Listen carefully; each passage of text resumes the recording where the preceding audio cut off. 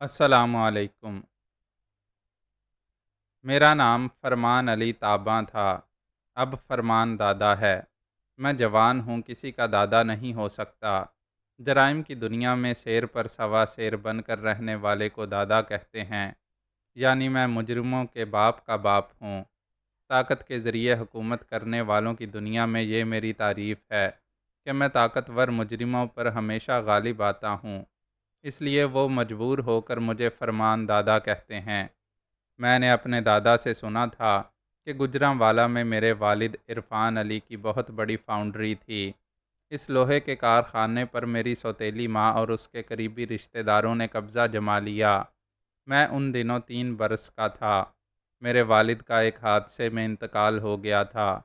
میں نے 5 برس کی عمر میں دادا جان سے ایک بار سنا تھا کہ حادثہ ہوا نہیں تھا، حادثہ کرایا گیا تھا۔ وہ مجھے لاہور لے آئے تھے۔ وہاں انہوں نے گھوڑے کے نال تیار کرنے، چاقو چھری اور تالے وغیرہ بنانے کی دکان کر لی۔ مجھے بھی لوہا گرم کرنے اور اس پر ہتھوڑے مار کر گاہکوں کی ضرورت کے مطابق اس لوہے کو موڑنے اور توڑنے والا لوہار بنا دیا گیا۔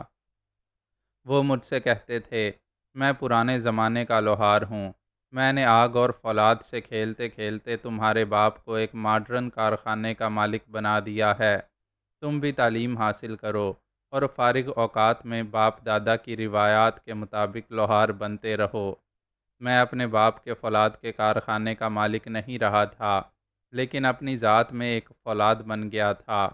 میرے پنجے فولادی تھے، میرے ہاتھ پاؤں، میرا جسم اور میرا کلیجہ فولاد کا ہو گیا تھا۔ میں جس شہزور کی گردن دبوچ لیتا، پھر وہ گردن چھڑا نہیں سکتا تھا۔ میرے شکنجے سے گردن کا چھوٹنا دشوار تھا، ٹوٹنا آسان تھا۔ میں نے 10ویں جماعت تک تعلیم حاصل کی۔ اس وقت دادا جان کا انتقال ہو گیا۔ میں اتنی بڑی دنیا میں تنہا رہ گیا۔ انہوں نے اپنی وفات سے پہلے مجھے سمجھایا تھا کہ میں کبھی اپنی سوتیلی ماں سے اپنا حق مانگنے نہ جاؤں۔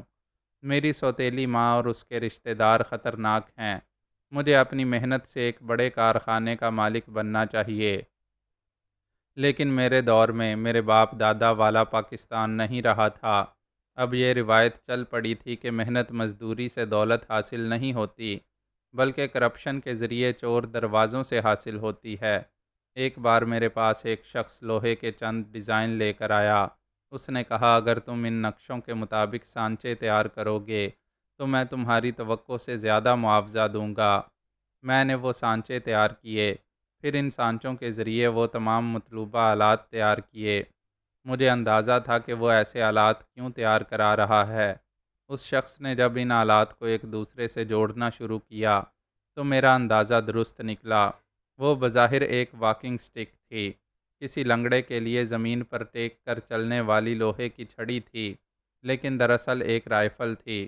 اس چھڑی کو ایک ہاتھ کی گرفت میں لے کر چلنے کے لیے جو آلات لگائے گئے تھے، وہیں سے بلٹس کی لوڈنگ اور فائرنگ ہوتی تھی۔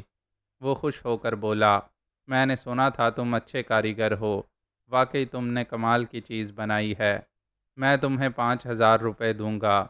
میں نے کہا، 5 نہیں، 50,000 روپے۔ اس نے مجھے چونک کر دیکھا۔ 50,000؟ کیا تمہارا دماغ چل گیا ہے؟ میرا دماغ چلتا ہے تب ہی ایسی نایاب چیزیں تیار کر لیتا ہوں۔ میرے پاس تمام سانچے بنے ہوئے ہیں۔ میں ایسی کئی واکنگ سٹک گن تیار کر لوں گا۔ میں تمہیں 10,000 دوں گا اور یہ تمام سانچے لے جاؤں گا۔ میں ایسے سانچے دوبارہ تیار کر سکتا ہوں۔ میں نے کہا، 50,000 اس گن کے اور 50,000 ان سانچوں کے، اس کے آگے دوسری بات نہیں۔ جاؤ 1,00,000 روپے لے آؤ اور سامان لے جاؤ۔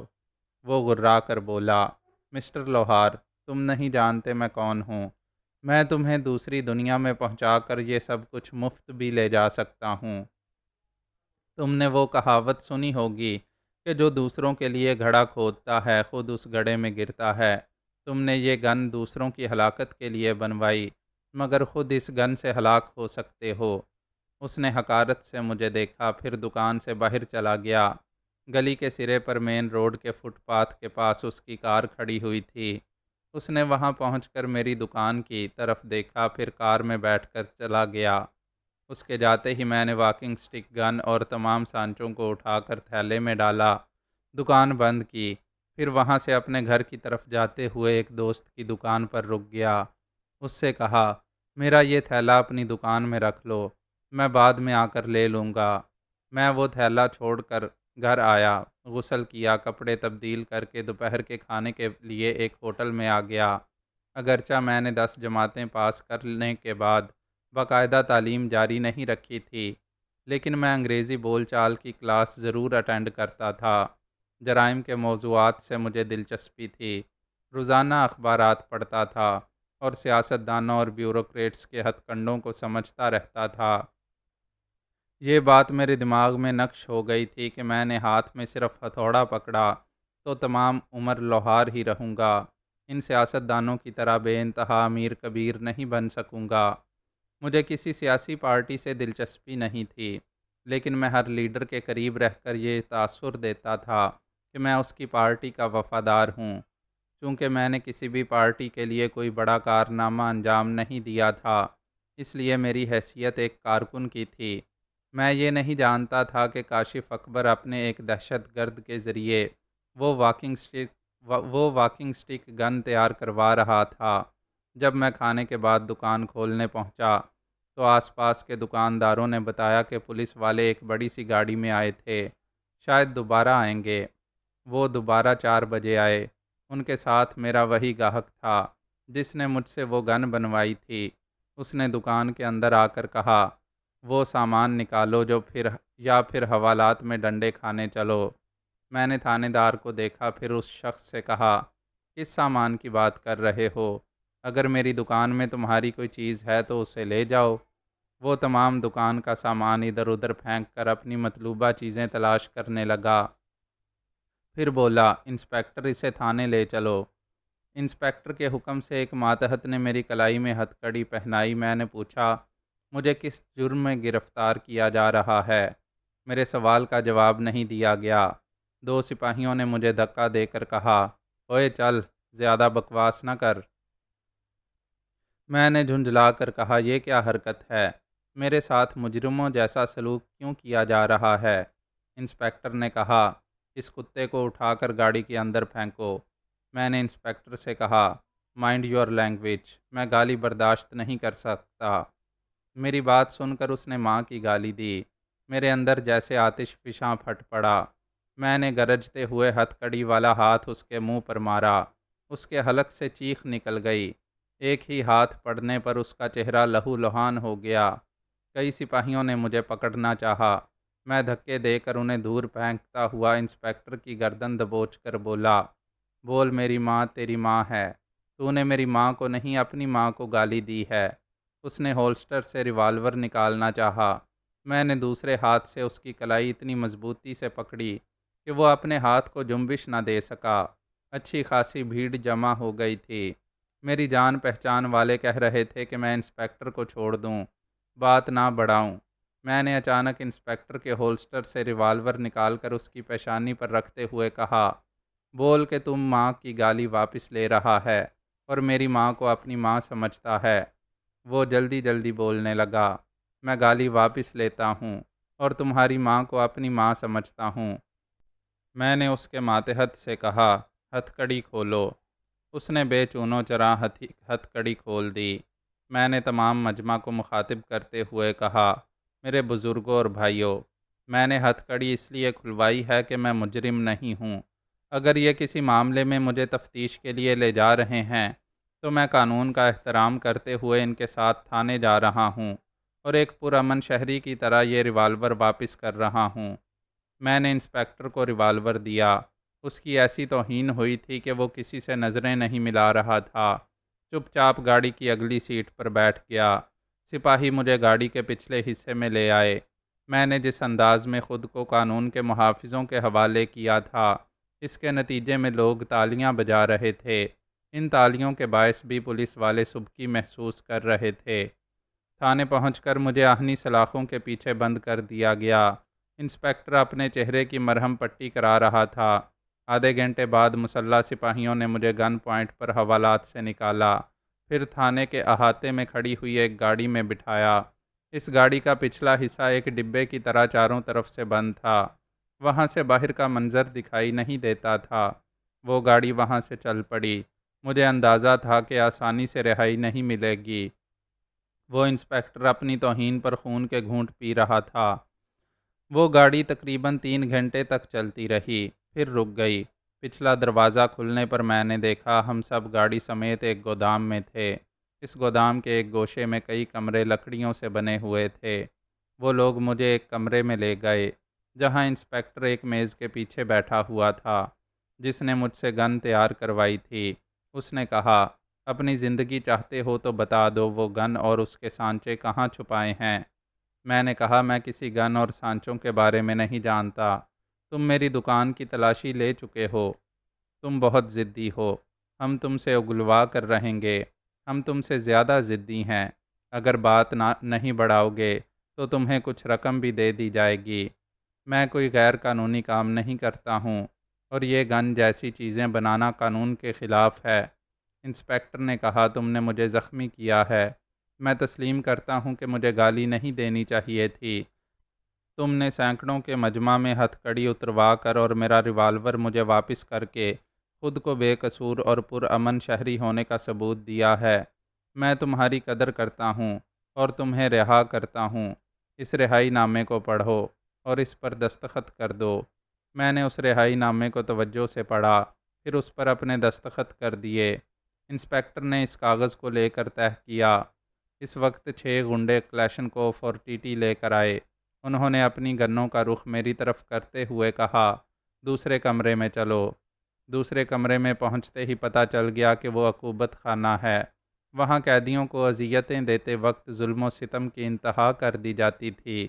وہاں پہنچتے ہی ایک نے کلیشنکوف کے دستے سے میرے سر پر ضرب لگائی۔ دوسرے نے اپنی کلیشنکوف کا دستہ میرے پیٹ میں مارا۔ مجھے سنبھلنے کا موقع نہیں دیا گیا۔ میں ایک حملہ کرنا چاہتا تو 3-4 غنڈے بیک وقت مجھ پر حملہ آور ہو جاتے۔ ان میں سے 2 نے مجھے گولی مارنے کی دھمکی دینے کے لیے میرے پیروں کے پاس فائرنگ کی۔ اس دھمکی کا مطلب یہ تھا کہ میں چپ چاپ مار کھاتا رہوں، لیکن میں باز آنے والا نہیں تھا۔ لہو لہان ہونے کے باوجود کسی نہ کسی پر حملہ کرتا رہا۔ میں زخمی شیر کی طرح گرج رہا تھا۔ میرا جسم اور میرا لباس لہو سے تر ہو رہا تھا۔ وہ لوگ مجھے اس برے حال میں لڑتے دیکھ کر کچھ پریشان ہو گئے تھے۔ اسی وقت میں نے ایک غنڈے سے کلیشنکوف چھین لی۔ اب تو سبھی کے لیے جان کا خطرہ پیدا ہو گیا، جبکہ میں کسی کی جان لینا نہیں چاہتا تھا، لیکن ان میں سے ایک نے گولی چلا دی۔ وہ گولی میرے شانے کے نیچے گوشت میں پیوست ہو گئی۔ میں اچھل کر فرش پر گر پڑا۔ کلیشنکوف میرے ہاتھ سے نکل گئی۔ گولی آر پار نہ ہو اور جسم کے کسی حصے میں پیوست ہو کر رہ جائے تو پورے جسم میں جیسے آگ بھر جاتی ہے۔ میں تکلیف کی شدت سے بے ہوش ہونے والا تھا۔ اسی انسپکٹر نے کہا، سپرمین کی اولاد، اب میں تجھے ماں کی گالیاں دے رہا ہوں، آ اور مجھ پر حملہ کر۔ اس نے ماں کی گالی دی۔ اس گالی نے میرے اندر ایسا زلزلہ پیدا کیا کہ میں نیم بے ہوشی سے اچانک ہڑبڑا کر بیدار ہو گیا۔ زوردار آواز میں گرجتا ہوا فرش پر سے اٹھنے لگا۔ اندر دھنسی ہوئی گولی میرے دل کے قریب انگارے کی طرح دہک رہی تھی، لیکن جب جنون طاری ہو تو پھر آدمی ہوش و حواس سے اور تڑپا دینے والی تکالیف سے عاری اور بالکل ہی بے حس ہو جاتا ہے۔ میرے سر پر صرف ایک ہی جنون سوار تھا کہ میں ماں کی گالی دینے والے کی زبان کھینچ کر اسے کتے کی موت مار ڈالوں گا۔ میں نے امی جان کہہ کر گرجتے ہوئے انسپکٹر کی طرف چھلانگ لگائی۔ اسی وقت دائیں بائیں طرف سے کلیشنکوف کے دستوں سے مجھ پر ضربیں لگائی گئیں۔ میں اوندے منہ زمین پر گر پڑا۔ شانے میں گولی کی تکلیف نے اور شدت اختیار کر لی۔ اب بے ہوشی لازمی تھی۔ ایسے وقت اس شخص نے ماں کی گالی دی جو مجھ سے گن بنوانے آیا تھا۔ میں جیسے پاگل ہو گیا تھا۔ میں نے پھر گرجتے ہوئے اٹھنے کی کوشش کی۔ کئی گنڈے بھی اسی طرح گالیاں دیتے ہوئے اپنی گنوں کے دستے سے میرے سر پر اور میرے جسم کے کئی حصوں پر ضربے لگانے لگے۔ ایک انسان کے اندر جو غیر معمولی قوت برداشت ہوتی ہے، وہ قوت جواب دے گئی۔ آنکھوں کے سامنے دن کی روشنی بجھ گئی۔ تاریکی ہی تاریکی چھا گئی۔ پھر میں اس تاریکی میں اپنے پہاڑ جیسے وجود کے ساتھ جانے کہاں گم ہو گیا۔ ایسے کم سخت جان ہوتے ہیں۔ جو موت کے شکنجے میں بھی جا کر وہاں سے زندگی کی طرف لوٹ آتے ہیں۔ میں بھی زندگی کی طرف ایسے لوٹ آیا جیسے میری جان میرے جسم میں تھی ہی نہیں۔ اگر ہوتی تو وہ لوگ جسمانی طور پر مجھے ہلاک کر چکے ہوتے۔ میری جان میری ماں کی محبت اور عظمت میں چھپی ہوئی تھی۔ اس عظمت کو گالیاں دینے والوں کی زندگیاں جب تک میں ان سے چھین نہ لیتا، تب تک بار بار مرتے مرتے ان سے انتقام لیتا رہتا۔ جب میری آنکھ کھلی تو میری سمجھ میں نہیں آیا کہ میں کون ہوں اور کہاں پہنچا ہوا ہوں، اور اب سے پہلے میرے ساتھ کیا ہو چکا ہے۔ میں چند لمحوں تک خالی الذہن رہا، پھر رفتہ رفتہ سب کچھ یاد آنے لگا۔ شانے میں تکلیف کا احساس بھی جاگ اٹھا۔ میں نے ذرا سا سر گھما کر دیکھا، میرے جسم پر قمیض نہیں تھی، زخمی شانے پر پٹیاں چپکی ہوئی تھیں۔ کسی نے آپریشن کیا تھا، جسم میں پیوست رہنے والی گولی نکال کر مرہم پٹی کر دی تھی۔ میں ایک کمرے میں صاف ستھرے بستر پر لیٹا ہوا تھا، ایک ہاتھ کے بل اٹھ کر بیٹھنے لگا۔ زخم سے ٹیسیں اٹھ رہی تھیں، مگر اب یہ ٹیسیں اور جان لیوا درد و کرب میرے لیے کوئی معنی نہیں رکھتے تھے۔ سرہانے کی میز پر کچھ دوائیں رکھی ہوئی تھیں۔ ایک دوا کی بوتل کے نیچے تہہ کیا ہوا ایک کاغذ دکھائی دیا۔ میں نے اسے اٹھا کر کھول کر دیکھا۔ اس پر لکھا تھا، فرمان، یہ دوائیں حسب ہدایت دودھ کے ساتھ استعمال کرو۔ فریج میں تازہ پھل اور جوس وغیرہ موجود ہیں۔ تمہیں بادام کا حلوہ پسند ہے، وہ میں نے اپنے ہاتھوں سے تیار کر کے فریج کے اوپر رکھ دیا ہے۔ حلوہ ٹھنڈا ہو جائے تو اسے فریج کے اندر رکھ دینا اور حسب ضرورت کھاتے رہنا۔ چاول، مرچ اور کھٹی چیزوں سے پرہیز کرو۔ میں یہاں تک پڑھ کر رک گیا، شاید حیرانی سے سوچنے لگا، یہ کون ہے جسے میرا نام معلوم ہے اور یہ بھی معلوم ہے کہ مجھے بادام کا حلوہ پسند ہے۔ میں نے باقی خط چھوڑ کر لکھنے والے کا نام پڑھا تو میرے ذہن کو ایک جھٹکا سا لگا۔ وہ خط کوئی لکھنے والا نہیں تھا، بلکہ لکھنے والی تھی۔ آخر میں خط کے نیچے لکھا ہوا تھا، فقط تمہاری ماں آمنہ عرفان۔ یک بارگی میرے دماغ میں آندھیاں سی چلنے لگیں۔ حیرت، شدت اور محبت سے دل اتنی زور زور سے دھڑکنے لگا کہ زخم سے ٹیسیں اٹھنے لگیں۔ درد اور مسرت ایک ساتھ نصیب ہو رہی تھیں۔ لیکن دادا جان نے تو بتایا تھا کہ بچپن میں میری والدہ کا انتقال ہو گیا تھا۔ میں دادا جان سے جھوٹ کی توقع نہیں کر سکتا تھا۔ کبھی کبھی میں پوچھتا تھا، دادا جانی میری امی کیسی تھیں؟ ان کی کوئی تصویر بھی نہیں ہے؟ وہ یہ کہہ کر ٹال دیتے تھے، تصویر دیکھ کر کیا کرو گے؟ جیسی دوسری عورتیں ہوتی ہیں ویسی ہی تمہاری ماں بھی تھی۔ میں نے جوان اور باشعور ہونے کے بعد کہا تھا، تمام عورتیں ایک جیسی ہوتی ہیں، لیکن ماں ساری دنیا سے نرالی ہوتی ہے۔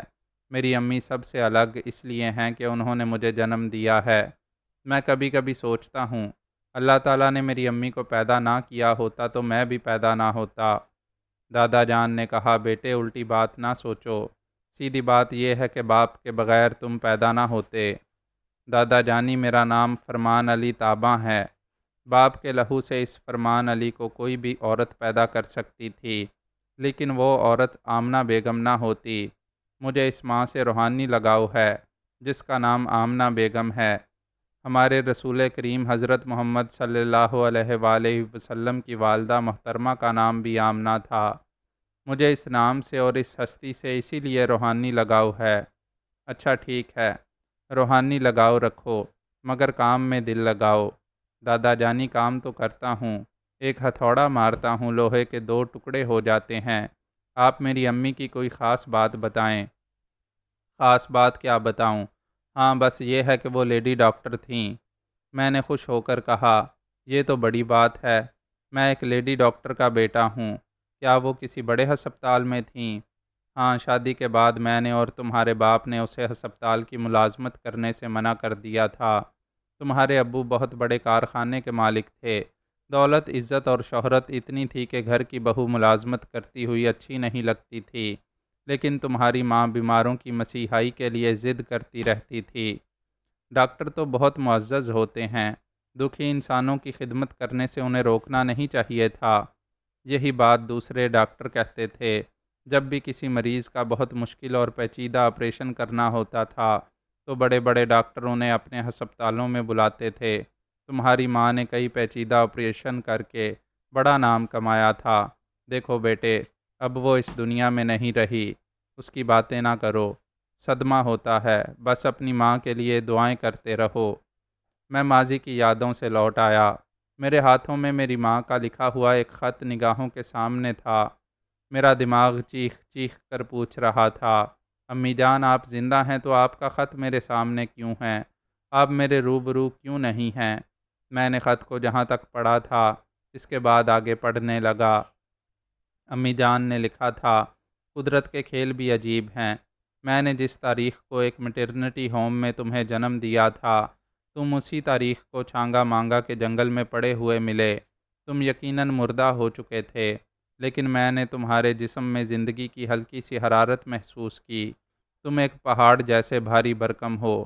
میں تمہیں کھینچ کر اپنے موبائل شفا خانے کی ایمبولینس کے اندر نہیں پہنچا سکتی تھی، کسی ہسپتال تک نہیں لے جا سکتی تھی۔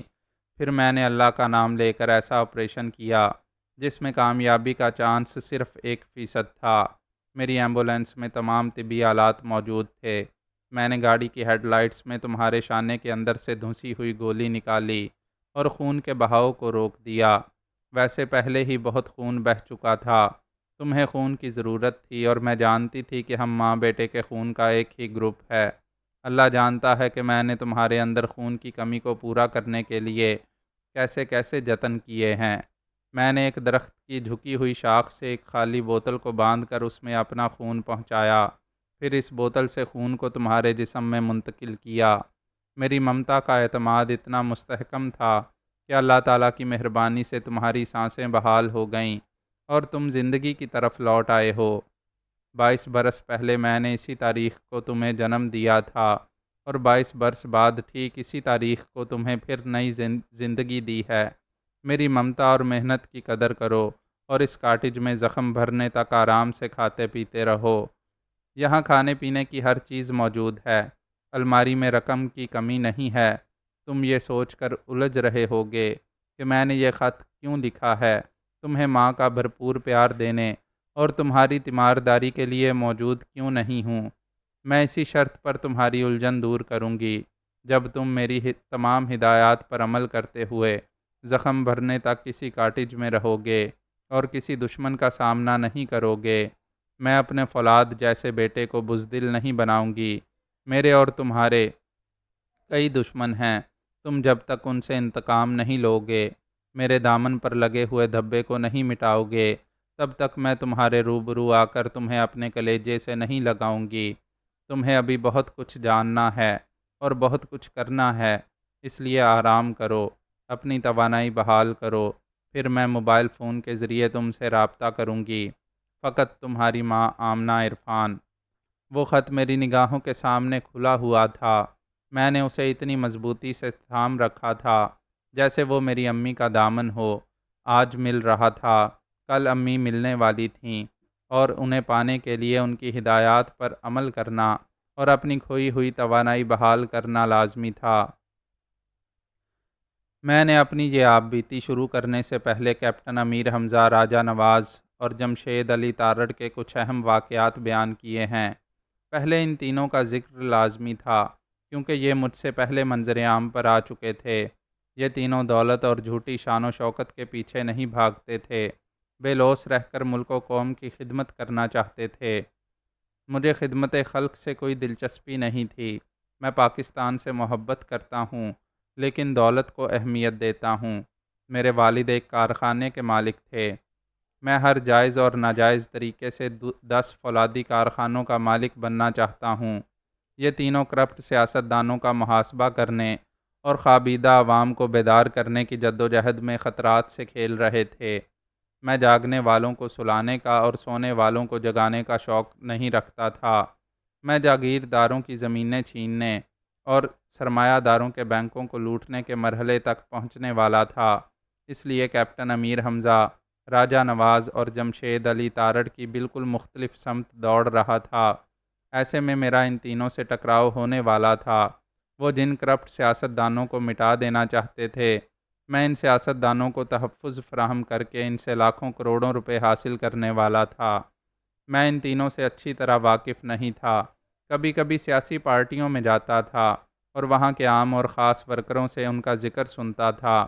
آئندہ ان تینوں کے متعلق جو اہم اور مکمل معلومات حاصل ہوئی تھیں انہیں اپنی آپ بیتی میں تسلسل قائم رکھنے کے لیے پیش کر رہا ہوں۔ اس طرح قارئین کو یہ معلوم ہوتا رہے گا کہ وہ تینوں کن مراحل سے گزر رہے ہیں اور میں کن مراحل سے گزرتا ہوا ایسے مقام تک پہنچنے والا ہوں جہاں ان تینوں سے میری دشمنی کا ایک انوکھا باب شروع ہوگا۔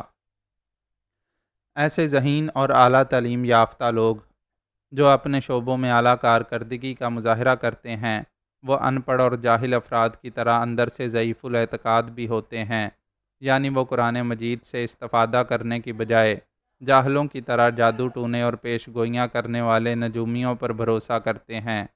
یہ درست ہے کہ ہماری دنیا میں کامیاب پیش گوئیاں کرنے والے نجومی گزرے ہیں اور ایسے باصلاحیت نجومی اب بھی ہیں، لیکن پاکستان میں اکثریت ایسے افراد کی ہے جو صرف نجومی نہیں ہوتے بلکہ خود کو عامل بابا اور کسی جادو نگری کا پروفیسر کہتے ہیں، یعنی وہ ہر فن مولا ہوتے ہیں۔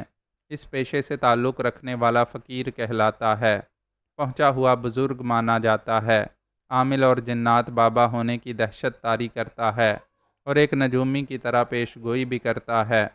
پاکستان کی تاریخ گواہ ہے کہ اس ملک کے اکثر سیاستداں ایسے ہی عامل، فقیر، جنات بابا اور نجومی جیسے ہر فن مولا شعبدہ بازوں کے عقیدت مند رہے ہیں اور اب بھی ہیں۔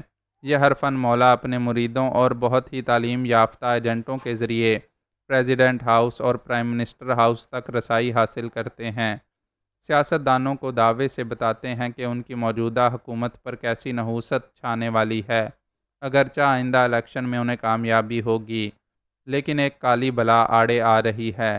نحوست دور کرنے اور کالی بلاؤں کا توڑ کرنے کے لیے صرف کالا بکرا ذبح کرنے سے بات نہیں بنتی۔ جس ہر فن مولا، عامل اور نجومی پر اندھا اعتماد ہوتا ہے، سیاستداں اسے پلاٹ الاٹ کرتے ہیں اور نذرانے کے طور پر لاکھوں روپے دیتے رہتے ہیں۔ ہسٹری آف پاکستان سے یہ حقیقت نہیں مٹائی جا سکتی کہ ایسے شعبدہ باز عاملوں اور نجومیوں کو بذریعہ طیارہ وزیر اعظم ہاؤس میں بلایا گیا اور انہیں وی آئی پی ٹریٹمنٹ دیا گیا، انہیں حج کرایا گیا اور ان کی فیملی سمیت انہیں یورپ اور امریکہ کی سیر کرنے کے لیے بھیجا گیا۔ جس طرح اللہ صرف مصیبت کے وقت سیاستدانوں کو یاد آتا ہے، وہ اپنی ذہانت اور سیاسی بازیگری سے کامیابی کے مرحلے تک پہنچنے کے دوران میں اپنے اپنے عامل اور نجومی سے مسلسل رابطہ رکھتے ہیں اور الیکشن جیتنے کے لیے ان کی ہدایات پر عمل کرتے ہیں۔ مرزا نیک بخت کو اطلاع ملی کہ کاشف اکبر اور بیگم دردانہ نے اپنے عامل بابا کو عالیشان محل نما کوٹھی کے گیسٹ ہاؤس میں مہمان بنا کر رکھا ہے اور وہ عامل بابا ان کے حق میں زبردست عمل کرتے رہتے ہیں۔ بیگم نیک بخت نے اپنے میاں سے کہا، میں تو بہت خوش ہوں، میری سوکن بننے کا خواب دیکھنے والی انیلا بانو حرام موت مر گئی ہے، لیکن آپ کی سیاسی کامیابی مشکوک ہے۔ کیپٹن امیر حمزہ نے اس معاہدے کو ننگی تلوار کی طرح آپ کے سر پر لٹکا رکھا ہے۔ ہمیں بھی اپنے عامل کامل بابا جھٹکے شاہ سے رجوع کرنا چاہیے۔ عبوری حکومت 3 ماہ کے لیے تھی، جس میں سے 2 ہفتے گزر چکے تھے۔ آج کل میں الیکشن کی حتمی تاریخ کا اعلان کیا جانے والا تھا۔ مرزا نیک بخت نے اپنے عامل کامل کو بلانے میں دیر نہیں کی۔ اس نے بابا جھٹکے شاہ کو اپنے گیسٹ ہاؤس میں بلا کر شاہی مہمان کی طرح استقبال کیا اور یہ عرض کیا، حضور شاہ صاحب، جب تک انتخابات کے نتائج کا اعلان نہیں ہوگا آپ یہاں میرے مہمان رہیں گے اور کامیابی حاصل کرنے کے لیے میری رہنمائی فرماتے رہیں گے۔ بابا جھٹکے شاہ نے کہا، آپ 1 گھنٹے بعد میرے پاس آئیں، میں آپ کے مستقبل کے بارے میں کچھ ضروری باتیں کروں گا۔ نیک بخت اپنی کوٹھی میں آیا۔ بیگم نے ملازمہ سے چائے لانے کو کہا۔ اسی وقت فون کی گھنٹی بجنے لگی۔ نیک بخت نے اسپیکر آن کرتے ہوئے پوچھا، ہیلو، کون؟ میں ہوں، امیر حمزہ۔ وہ خوش دلی ظاہر کرتے ہوئے مگر ناگواری سے منہ بناتے ہوئے بولا، اوہ کیپٹن صاحب، آپ نے کل سے فون پر رابطہ نہیں کیا۔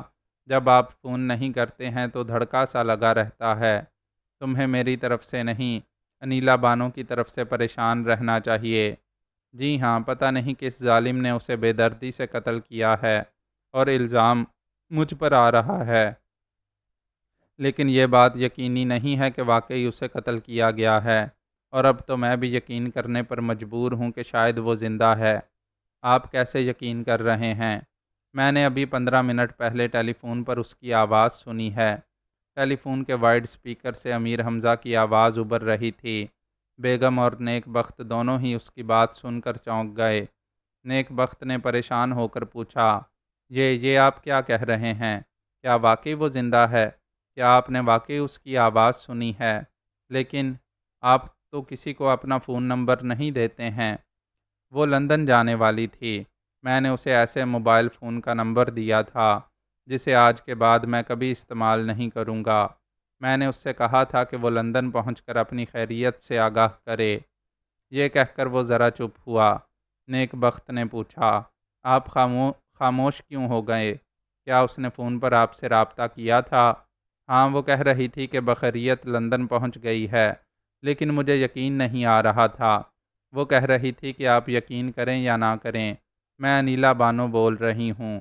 اگر پاکستان میں میری لاش پائی گئی ہے تو کوئی فرق نہیں پڑتا، میں اپنے جسم کے مردہ ہو جانے کے بعد بھی زندہ ہوں۔ کیپٹن صاحب، یہ کیسی بے تکی بات ہے؟ کیا آپ ایسی باتوں کا یقین کر رہے ہیں؟ میں ابھی یقین کرنے اور نہ کرنے کی کشمکش میں ہوں۔ میں نے اس سے کہا ہے کہ وہ کہانیوں قصوں والی باتیں کر رہی ہے، لیکن میں اس بات پر حیران ہوں کہ مجھے انیلا بانو کی آواز سنائی دے رہی ہے۔ فون پر مغالطہ ہو سکتا ہے، بالکل ہو سکتا ہے۔ وہ ابھی تم سے فون پر بات کرنے والی ہے، تم اس کی آواز اور لہجے کو اچھی طرح پہچان سکو گے۔ میں 1 گھنٹے بعد تمہیں فون کروں گا، کیونکہ میں بھی تجسس میں مبتلا ہو گیا ہوں۔ اس نے فون بند کر دیا۔ نیک بخت نے سپیکر آف کر کے بیگم کو دیکھا۔ بیگم نے کہا، آپ نے اور پولیس والوں نے اپنی آنکھوں سے دیکھا تھا کہ اس کی لاش کے پاس ایسا سامان تھا جیسے وہ لندن جا رہی تھی۔ آپ کے گدھے اعلی کاروں نے اس کے چہرے کو ٹی ٹی کی گولیوں سے چھلنی کر دیا تھا، لیکن آپ تو یقین سے اسے انیلا بانو کہہ رہے تھے۔ بے شک ایک بار اس نے میرے ساتھ ایک بوتیک میں جو لباس خریدا تھا وہی اس کے جسم پر تھا، اور اسے مجھ سے زیادہ اور کون پہچان سکتا ہے؟ بیگم ناگواری سے ہوں کہہ کر چپ ہو گئی، کیونکہ ملازمہ چائے کی ٹرے لے کر آ رہی تھی۔ اس نے دونوں کے لیے چائے بنائی، پھر ان کے سامنے پیالیاں رکھ کر چلی گئی۔ وہ پیالی اٹھا کر چائے کی چسکی لیتے ہوئے بولا، میں نے آواز اور لہجے کی نقل کرنے والے بڑے بڑے فنکار دیکھے ہیں۔ دشمن کوئی چال چل رہے ہوں گے۔ انیلا بانو کی نقالی کرنے والی کسی عورت کے ذریعے یہ ثابت کرنا چاہتے ہوں گے کہ انیلا بانو زندہ ہے، اور اس کے ساتھ میرا سکینڈل ختم نہیں ہوا ہے۔ مخالفین ایسے سکینڈل کے ذریعے میری انتخابی مہم کو نقصان پہنچا سکتے ہیں۔ اس نے ایک ملازم کو بلا کر کہا، حضور شاہ صاحب سے کہو ہم آدھے گھنٹے میں حاضر ہونا چاہتے ہیں۔ اگر وہ آرام فرما رہے ہیں تو انہیں زحمت نہ دینا، ہم شام کو کسی وقت حاضری دیں گے۔ ملازم چلا گیا۔ بیگم نے کہا، حضور شاہ صاحب بڑے پہنچے ہوئے ہیں۔ پچھلے الیکشن میں انہوں نے سچی پیش گوئی کی تھی کہ اقتدار آپ کو حاصل ہوگا، لیکن اسمبلی میں آپ کو اپنے ممبران کی تعداد بڑھانی ہوگی، اور آپ کے لیے لازمی ہوگا کہ آپ کسی معتبر اور بزرگ شخص کو ناراض نہ کریں۔ میں نے ان کی ہدایات پر عمل کیا تھا، پھر بھی کامیاب ہوتے ہوتے رہ گیا۔ اب تم کہو گی کہ میں نے حضور شاہ صاحب کو ناراض کیا تھا، اور کیا؟ انہوں نے نیک کام کے لیے 25 کنال زمین مانگی تھی۔ اگر آپ یہ زمین حضور شاہ صاحب کے نام کر دیتے تو کاشف اکبر پچھلی بار حکومت بنانے میں کامیاب نہ ہوتا۔ بیگم، پیروں فقیروں کو ان کی اوقات میں رکھنا چاہیے۔ کیا تم نہیں جانتی کاشف اکبر نے اپنے عامل ملتانی قلندر بابا کو مسجد اور مدرسے کی تعمیر کے لیے زمینیں دی تھیں؟ ان قلندر بابا نے اس زمین پر بہت بڑا شاپنگ پلازا بنا لیا ہے۔ ان کو زیادہ ڈیل دی جائے تو یہ لندن میں اپنے لیے محل خریدنے کی فرمائش کر دیں گے۔ میں یہ نہیں کہتی کہ آپ انہیں سر پر چڑھائیں، لیکن ہمارے لیے 25 کنال زمین تو کچھ بھی نہیں ہے۔ آپ اس بار حضور شاہ صاحب کی پسند کی زمین ان کے نام کرا دیں، انہیں خوش کر دیں۔ آپ مسائل میں گرے ہوئے ہیں۔ میں بھی خوش ہو رہی تھی کہ اس چڑیل سے نجات مل جائے گی، مگر وہ کمینی لندن میں زندہ بیٹھی ہوئی ہے۔ فون کی گھنٹی بجنے لگی۔ مرزا نیک بخت فون پر براہ راست کسی سے گفتگو نہیں کرتا تھا۔ پہلے اس کے سیکرٹری اور مشیر فون اٹینڈ کرتے تھے، پھر نیک بخت کو اطلاع دیتے تھے۔ اس کے بعد وہ کسی سے گفتگو کرنا پسند کرتا تھا یا پھر گفتگو کرنے سے انکار کر دیتا تھا، لیکن اس وقت وہ ذاتی ٹیلی فون کے پاس بیٹھا ہوا تھا۔ اس نے ریسیور اٹھا کر ہیلو کہا تو دوسری طرف سے انیلا بانو کی آواز سنائی دی۔ ہیلو، میں بول رہی ہوں، اور میں وہ ہوں جسے تم دیکھے بغیر آواز سے پہچان لیتے ہو۔ وہ حیرانی سے بولا، انیلا بانو، یہ تم بول رہی ہو؟ مگر یہاں تو تمہاری لاش پائی گئی ہے۔ میرے اس بے جان جسم کی کوئی اہمیت نہیں ہے، اصل روح ہوتی ہے۔ میری زندگی میں ایک داشتہ ہونے کا جو داغ لگ گیا تھا وہ نہیں مٹ سکا۔ میری روح بے چین ہو کر لندن پہنچ گئی ہے۔ کیا روحیں ٹیلی فون پر باتیں کرتی ہیں؟ ٹیلی فون تمہارے پاس ہے، میرے پاس نہیں ہے۔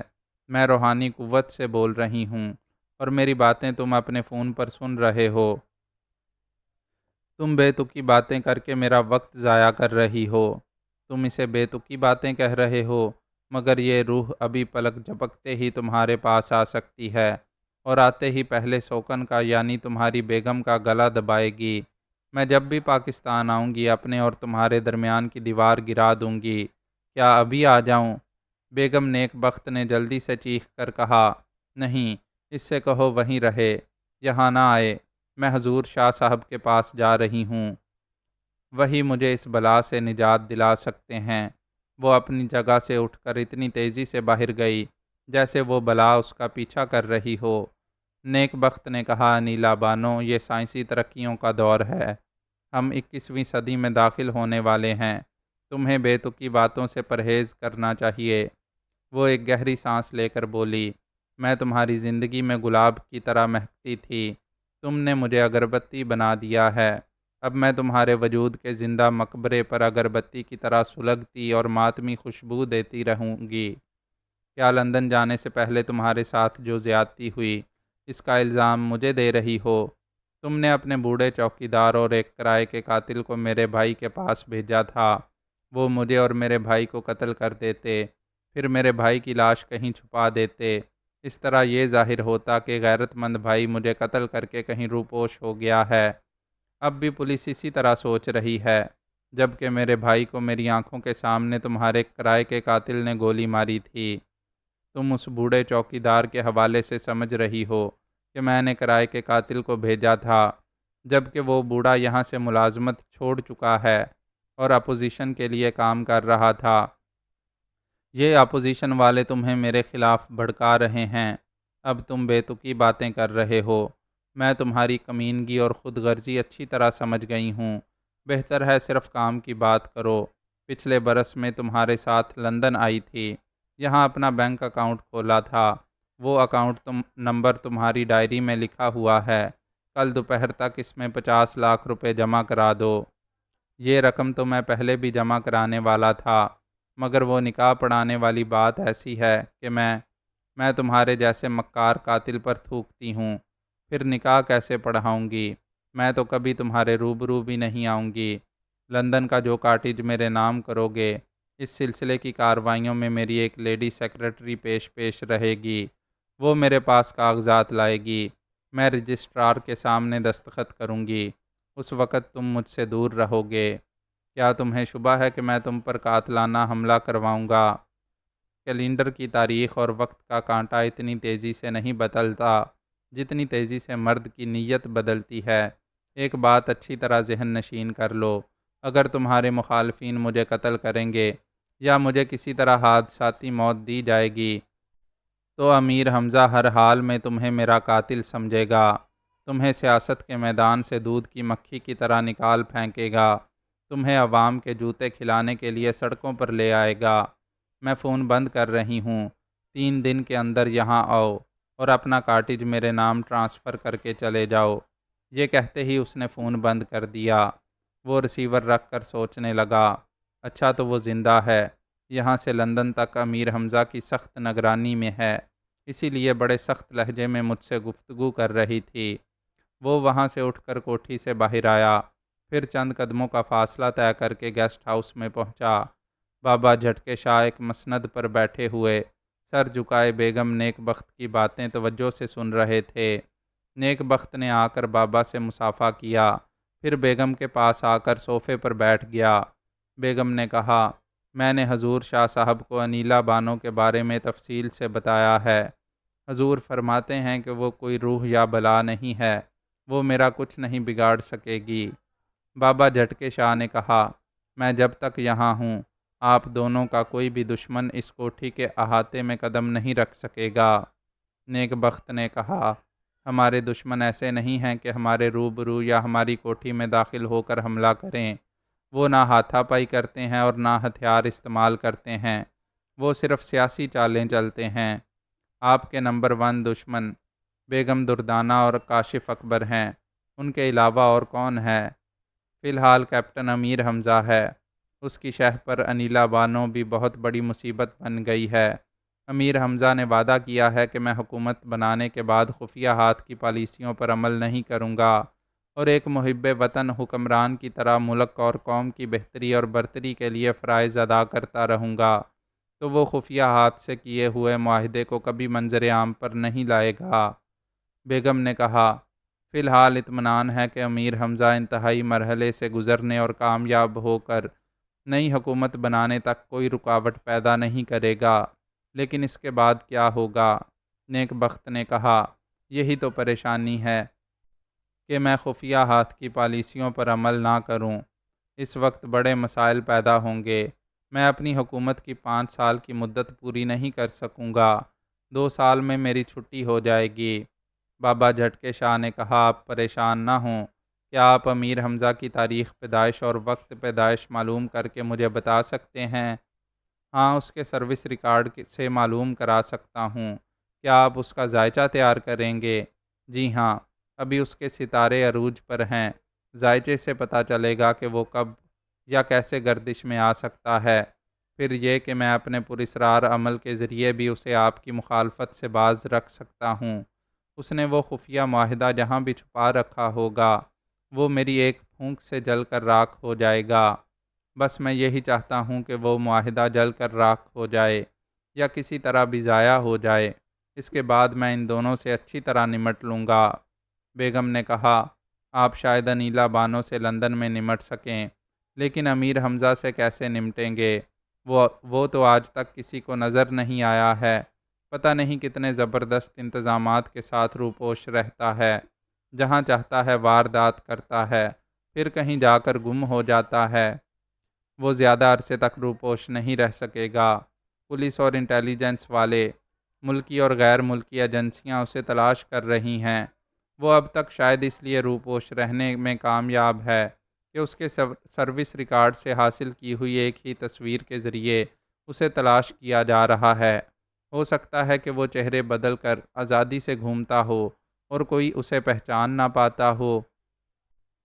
خفیہ ہاتھ کی ایک خطرناک ایجنسی کے سربراہ رے ٹنارکا سے نیک بخت کی 3 خفیہ ملاقاتیں ہو چکی تھیں۔ رے ٹنارکا اور دوسری تمام ایجنسیوں والے یہی کہتے تھے کہ امیر حمزہ کا کوئی ایک چہرہ اور ایک خفیہ اڈہ نہیں ہے، وہ چہرے بھی بدلتا رہتا ہے اور جگہ بھی تبدیل کرتا رہتا ہے۔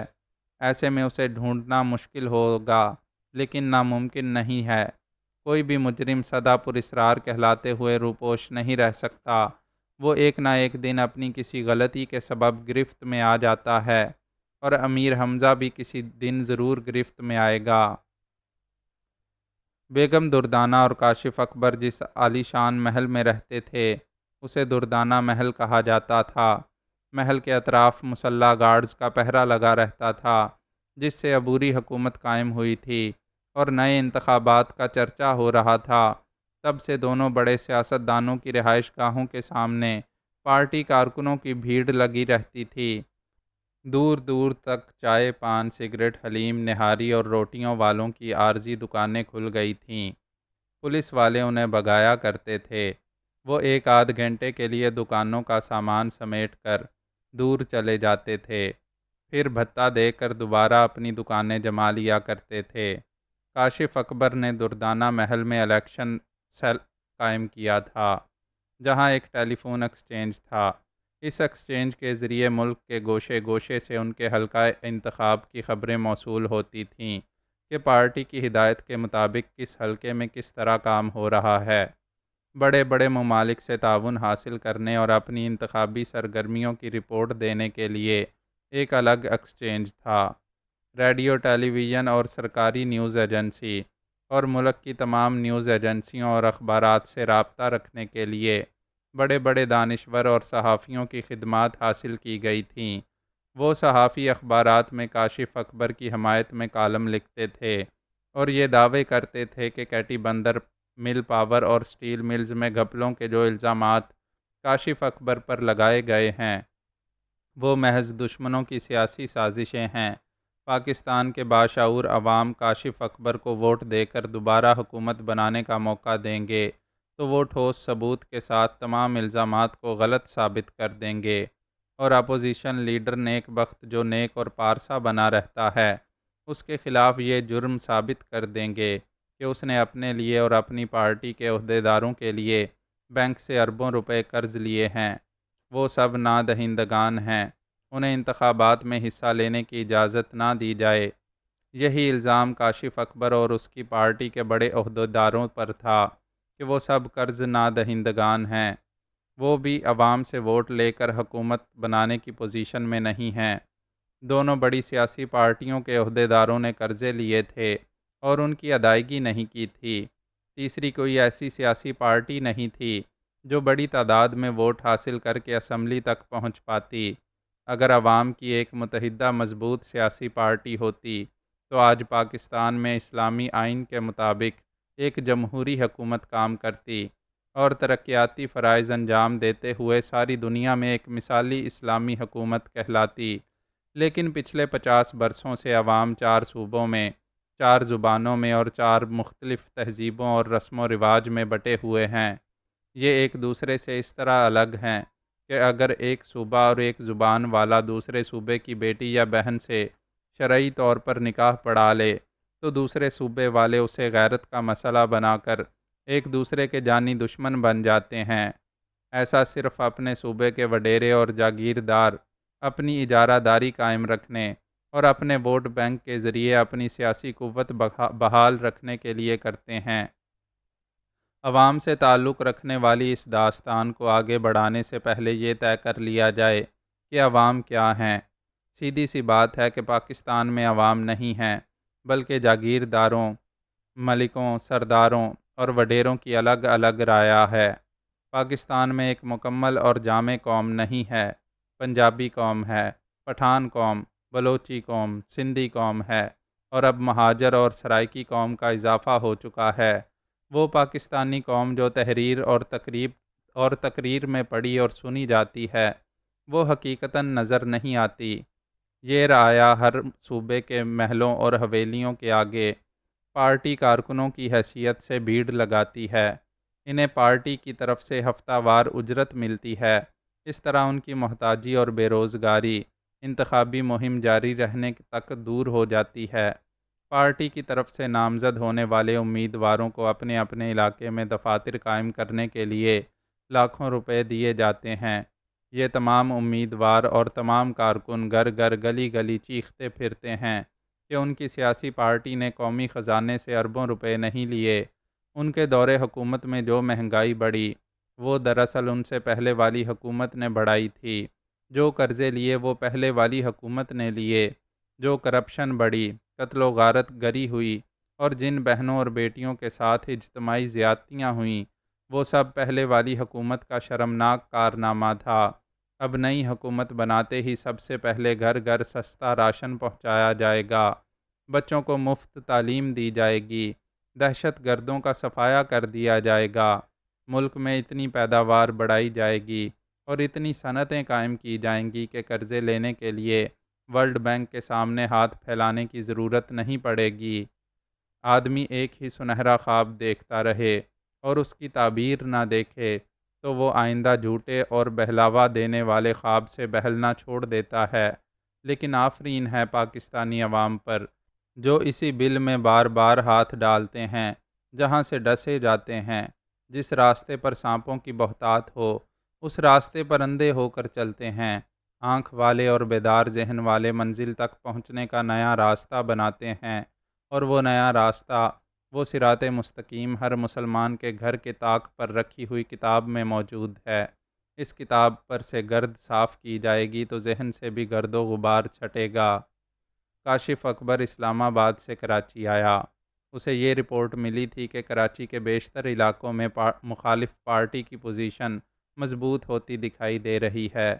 ابھی سے اس کا توڑ کرنے کے لیے بڑے دھماکہ خیز انداز میں بڑے بڑے جلسے کرنے ہوں گے، اور آزاد امیدواروں کو ابھی سے خریدنے کی کوشش کرنی ہوگی۔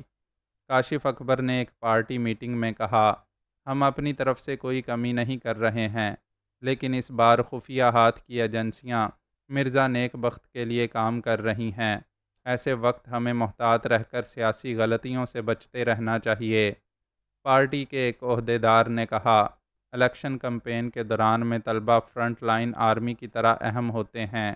اس بار یونیورسٹی میں ہماری طلبہ یونین کمزور پڑ رہی ہے۔ کیوں کمزور پڑ رہی ہے؟ کیا انہیں اسلحہ اور رقم دینے میں کمی کی جا رہی ہے؟ نہیں، ہمارے ایک غلط فیصلے سے طلبہ یونین کا ایک لیڈر مشکلات میں پڑ گیا ہے۔ تھر کے وڈیرے کمال صالح نے ایک نوجوان راجہ نواز کی سفارش کی تھی کہ وہ زبردست دہشت گرد ہے، اسے یونیورسٹی میں داخلہ دلایا جائے، وہاں ہماری پارٹی کی یونین بہت مضبوط ہوگی۔ لیکن طلبہ یونین کے لیڈر جمال صالح نے شکایت کی ہے کہ راجہ نواز ہماری پارٹی کا دشمن ہے، بلکہ وہ کسی بھی سیاسی پارٹی میں نہیں ہے۔ کاشف اکبر نے پوچھا، پھر وہ کون ہے؟ ایک سرفرا عاشق ہے، وہ کمال صالح کی بیٹی جمال صالح کی بہن نازاں سے عشق کرنے یونیورسٹی میں داخل ہوا ہے، اور کہتا ہے یہاں تعلیم حاصل کرو یا محبت کرو، جو نفرت یا خون خرابہ کرے گا اسے ہسپتال پہنچا دیا جائے گا، اور وہ یونیورسٹی کی دو بڑی اسٹوڈنٹس یونین کے دونوں لیڈروں کو مرہم پٹی کے لیے ہسپتال جانے پر مجبور کر چکا ہے۔ تعجب ہے، ایک مجنوں قسم کا جوان ہے، اور دو طلبہ تنظیموں کے پاس اسلحہ اور طاقت کی کمی نہیں ہے، اس کے باوجود ان میں سے کوئی اسے ٹھکانے نہیں لگا سکتا۔ وہ تنہا جوان کچھ تو اپنے بچاؤ کے حربے رکھتا ہوگا۔ اس عہدیدار نے کاشف اکبر کے قریب جھک کر دھیمی آواز میں کہا، اب ہمیں اس پر شبہ ہونے لگا ہے۔ کیسا شبہ؟ راجہ نواز قد اور جسامت میں بالکل امیر حمزہ کی طرح ہے، اسی کی طرح باڈی بلڈر ہے، اور ایک بھاری بھرکم موٹر سائیکل پر یونیورسٹی آتا ہے۔ کاشف اکبر اپنی کرسی پر سیدھا ہو کر بیٹھ گیا۔ اس نے سوچتی ہوئی نظروں سے پارٹی کے عہدیدار کو دیکھا، پھر پوچھا، اور کوئی خاص بات؟ وہ بہت زبردست فائٹر ہے، یونیورسٹی میں آتا ہے تو اس کے پاس کوئی ہتھیار نہیں ہوتا۔ اس نے دونوں یونین کے لیڈروں کی خالی ہاتھوں پٹائی کی ہے، اور ایک پارٹی کے دوسرے طلبہ کو بھی اپنی جسمانی قوت سے خوفزدہ کر رکھا ہے۔ وائس چانسلر اور پروفیسر وغیرہ اسے مار پیٹ غنڈہ گردی کے الزام میں گرفتار کرا سکتے تھے، یونیورسٹی سے نکالنے کی وارننگ دے سکتے تھے۔ جناب وائس چانسلر، پروفیسر اور طلبہ و طالبات کی کثیر تعداد اس کی حمایت کرتی ہے۔ سب یہی کہتے ہیں کہ یونین والے تعلیم کی جگہ پر اسلحہ نکالتے ہیں، جبکہ راجہ نواز انہیں اسلحہ استعمال کرنے سے پہلے ہی ٹھنڈا کر دیتا ہے اور انہیں یونیورسٹی میں امن و امان قائم رکھنے پر مجبور کرتا ہے۔ مجھے یاد آ رہا ہے، میں نے اسلام آباد سے آپ کے کہنے پر وائس چانسلر سے اس کی سفارش کی تھی۔ وہ امیر حمزہ ہے یا نہیں ہے، لیکن اس کی طرح چالاک اور سالڈ پلان میکر ہے۔ وہ ہمارے کاندھوں پر سوار ہو کر یونیورسٹی پہنچ کر ہماری انتخابی مہم کو ناکام بنا رہا ہے۔ ہم نے راجہ نواز کو پیغام بھیجا ہے کہ ہم سے ملاقات کرے۔ اس کی کچھ کمزوریاں، کچھ خواہشات اور مطالبات ہو سکتے ہیں۔ ہم اس کی خواہشات اور مطالبات پورے کر کے اس سے کام لے سکتے ہیں۔ ہمارے جاسوس بڑی رازداری سے معلومات حاصل کر رہے ہیں کہ وہ حقیقتاً کون ہے اور کہاں سے آتا ہے۔ یونیورسٹی میں اس کا جو پتہ درج ہے وہ وہاں نہیں رہتا ہے۔ اس پتے پر رہنے والے راجہ نواز کو نہیں جانتے ہیں۔ خطرناک بھی ہے اور پر اسرار بھی۔ اسے میرے پاس لے آؤ، میں اسے پرکھنے اور سمجھنے کے بعد اس سے سودا کروں گا۔ یونیورسٹی میں امن اور سکون تھا۔ جب سے راجہ نواز نے جمال کی پٹائی کی تھی، تب سے طلباء و طالبات کو یہ اطمینان ہوا تھا کہ انہیں وہاں دل جمعی سے پڑھنے کا موقع ملے گا اور جمال صالح کے غنڈے ساتھی لڑکیوں سے چھیڑ چھاڑ نہیں کریں گے۔ جمال صالح کی ایسی توہین ہوئی تھی کہ وہ دوسرے دن یونیورسٹی نہیں آیا۔ نازاں کو بھی یہ محسوس ہو رہا تھا کہ ان بہن بھائی کو بہت بلند مقام سے اٹھا کر پستی میں پھینک دیا گیا ہے۔ اگرچہ وہ غیر شعوری طور پر راجہ نواز سے متاثر تھی، لیکن وہ اس سے کمتر ہونا نہیں چاہتی تھی، اور اس نے انہیں کمتر بنانے کے لیے جو سلوک اس کے بھائی سے کیا تھا وہ ناقابل برداشت تھا۔ اس کے اندر نفرت اور غصے سے شعلے بھڑک رہے تھے۔ دونوں بہن بھائی نے باپ سے رابطہ کر کے اسے وہ تمام حالات بتائے تھے جن کے باعث وہ توہین محسوس کرتے ہوئے یونیورسٹی نہیں جا رہے تھے۔ انہوں نے باپ سے کہا تھا کہ جب تک راجہ نواز کی بری طرح پٹائی نہیں کی جائے گی اور یونیورسٹی کے تمام طلباء و طالبات کے سامنے وہ ان بہن بھائی کے قدموں میں گر کر معافی نہیں مانگے گا، اس وقت تک وہ یونیورسٹی بھی نہیں جائیں گے اور اپنے باپ سے ناراض رہیں گے۔ وڈیرا کمال صالح نے فون پر ان سے کہا، میرے بچوں، میں نے کبھی کسی کی میلی نظر تم دونوں پر نہیں پڑنے دی۔ راجہ نواز نے مجھ سے فریب کیا ہے، تمہاری توہین کی ہے، اسے ٹارچر سیل میں پہنچا کر اذیتیں دے دے کر ہلاک کیا جائے گا۔ ذرا صبر کرو، اسلام آباد سے کاشف اکبر صاحب آنے والے ہیں۔ راجہ نواز نے ہمیں دھوکہ دے کر سیاسی پارٹی کے ذریعے یونیورسٹی میں داخلہ لیا ہے۔ کاشف اکبر صاحب یہ دھوکہ برداشت نہیں کریں گے، اسے کتے کی موت مارنے کا حکم دیں گے۔ وہ دوسرے دن آنے والا تھا۔ نازاں اور جمال صالح باپ کے انتظار میں یونیورسٹی نہیں گئے۔ جمال نے اپنی اسٹوڈنٹس یونین کے حامیوں کو اپنی کوٹھی میں بلا کر کہا، راجہ نواز سے ہرگز مروب نہ ہونا، میں 1-2 روز میں پوری تیاریوں کے ساتھ یونیورسٹی آؤں گا اور سب کے سامنے اس غنڈے راجہ نواز کو اپنے قدموں میں جھکاؤں گا۔ دوسری اسٹوڈنٹس پارٹی کے لیڈر صادق گیلانی اور اس کے حامی طلبہ نے راجہ نواز کے پاس آ کر خوشی کا اظہار کیا اور کہا، اس نے صرف جمال صالح کو نہیں بلکہ اس ملک کی بہت بڑی سیاسی پارٹی کے منہ پر ٹھوکر ماری ہے۔ اس بار ہماری سیاسی پارٹی الیکشن میں جیتے گی، تم ہمارے پارٹی ممبر بن جاؤ، پھر وہ جمال صالح یونیورسٹی آنا چھوڑ دے گا۔ راجہ نے کہا، پھر تو مجھے بھی یونیورسٹی چھوڑنی ہوگی، کیونکہ نازاں نہیں آئے گی تو مجھے یہ جگہ ویران صحرا نظر آئے گی۔ صادق گیلانی نے کہا، تم جتنے دلیر ہو اتنے ہی دلیر عاشق بھی ہو۔ تمام طلباء و طالبات اور پروفیسروں کے سامنے نازاں سے عشق کا ڈنکا بجا دیا۔ ویسے وہ ہے بھی غضب کی حسین اور دل نشین، مل بانٹ کر کھانے والی چیز ہے۔ اس کی بات ختم ہوتے ہی راجہ نے ایک الٹا ہاتھ اس کے منہ پر رسید کیا۔ وہ لڑکھڑا کر پیچھے چلا گیا۔ ایسا سخت فولادی ہاتھ پڑا تھا کہ ناک سے خون بہنے لگا تھا۔ اس نے پوچھا، میری محبت کو گالی دے رہے ہو؟ کیا تم مل بانٹ کر کھانے والی بات اپنی بہن کے لیے کہہ سکتے ہو؟ وہ سمجھتا تھا کہ خالی ہاتھ کوئی اس سے مقابلہ کرنے نہیں آئے گا۔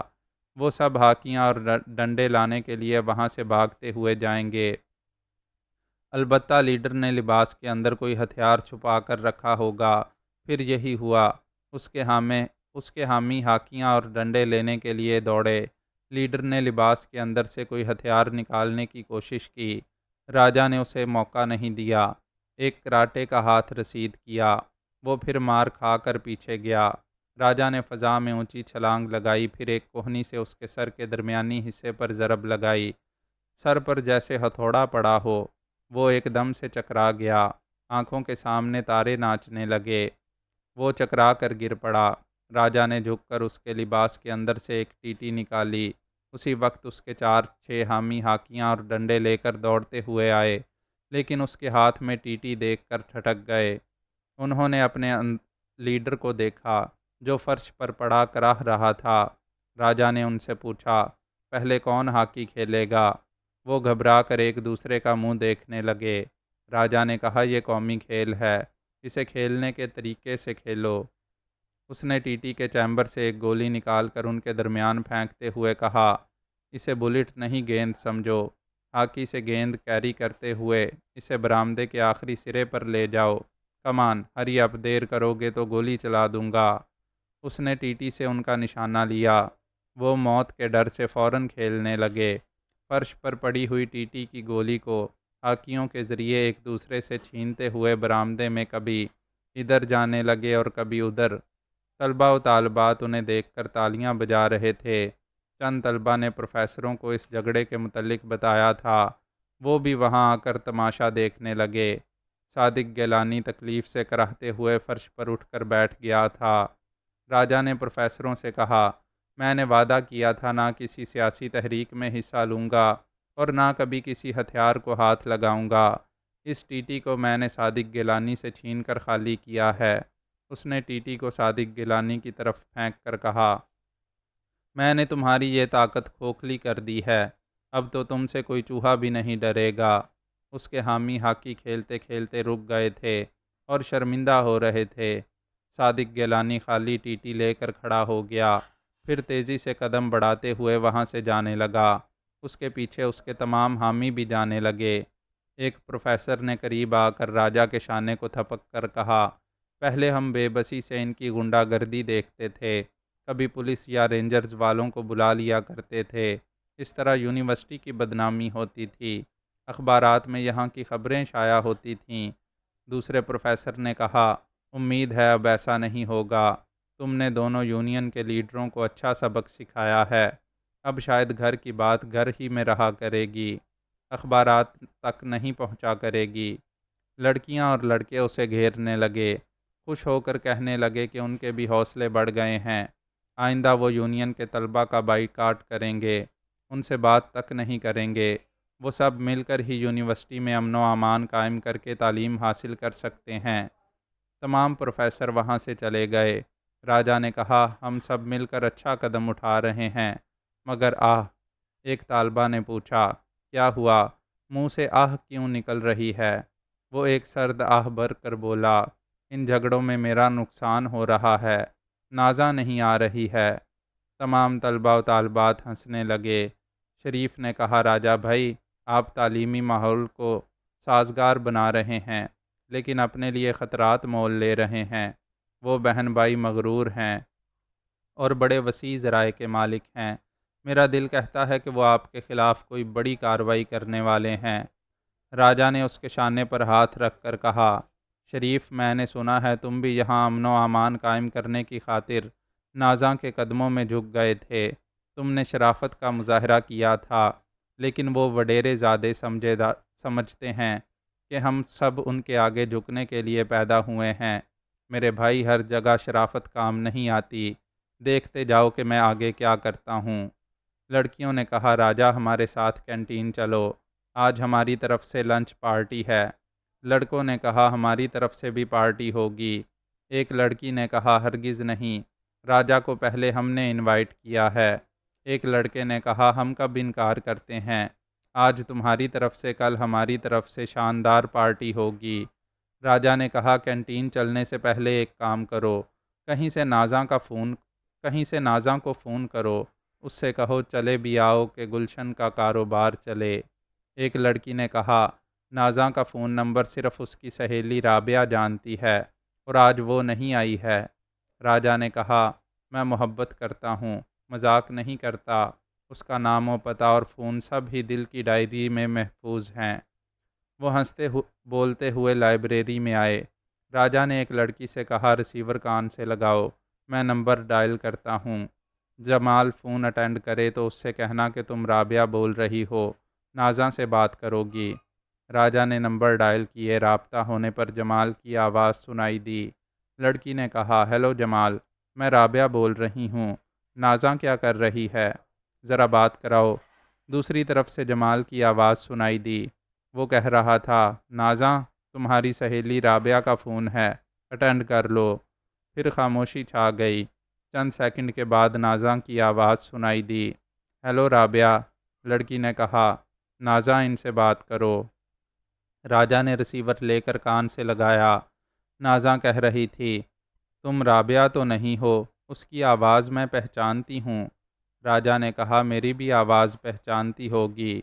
وہ ایک دم سے چونک گئی اور بولی، تم ذلیل کمینے، بس بس اتنا ہی بہت ہے، میرے ہونٹ تمہارے لبوں کو ان گالیوں کا جواب دیں گے اور آج ہی رات کو جواب دیں گے۔ وہ نفرت سے بولی، تم اپنی موت کا سامان کر چکے ہو۔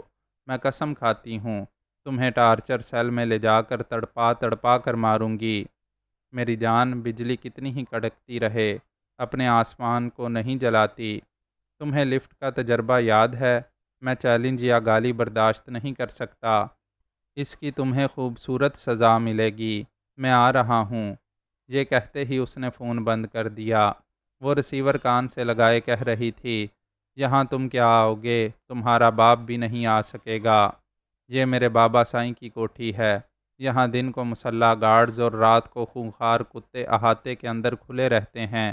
میں نے بہت عرصے سے اپنے کتوں کو انسان کا گوشت کھاتے نہیں دیکھا ہے۔ آؤ میں دیکھوں گی، جب تمہاری ہڈیاں رہ جائیں گی تو ان پر تھوک دوں گی۔ دوسری طرف سے کوئی جواب نہیں ملا۔ اس نے ہیلو ہیلو کہہ کر مخاطب کیا، پھر رسیور کو کریڈل پر پٹخ دیا۔ پیچھے پلٹ کر دیکھا تو بھائی کھڑا تھا۔ وہ بولا، تم نے اسے خوب کھری کھری سنائی ہیں۔ میں حیران ہوں اسے ہمارا فون نمبر کیسے معلوم ہوا؟ کیا رابعہ نے اسے بتایا ہوگا؟ رابعہ پر مجھے پورا بھروسہ ہے، وہ میری کوئی بات کسی کو نہیں بتائے گی۔ وہ کمبخت بہت گہرا ہے، جب ہمارے بابا سائیں تک پہنچ سکتا ہے تو کسی ذریعے سے یہاں کا فون نمبر بھی معلوم کر لیا ہوگا۔ کیا وہ یہاں آنے کی بات کر رہا تھا؟ ہاں، فلمی ہیرو کی طرح چیلنج کر رہا تھا۔ اچھا ہے یہاں آئے، کتے اس کی بوٹیاں نوچ نوچ کر کھائیں گے۔ میں دل سے چاہتا ہوں کہ وہ آئے۔ بابا سائیں اسے دہشت گردوں سے قتل کرائیں گے تو خواہ مخواہ پولیس انکوائری ہوگی، پھر سیدھی طرح قتل ہو جانے سے ہمارے دل کی بھڑاس نہیں نکلے گی۔ وہ چوروں کی طرح یہاں آئے گا اور کتے اسے نوچ کھسوٹ کر کھائیں گے تو ہمارے دلوں کو ٹھنڈک پہنچے گی۔ معزز سامعین، اپنے اس چینل کو سبسکرائب کریں اور بیل آئیکن کا بٹن پریس کریں تاکہ ہر نئی آنے والی ایپیسوڈ آپ تک بر وقت پہنچ سکے۔ شکریہ۔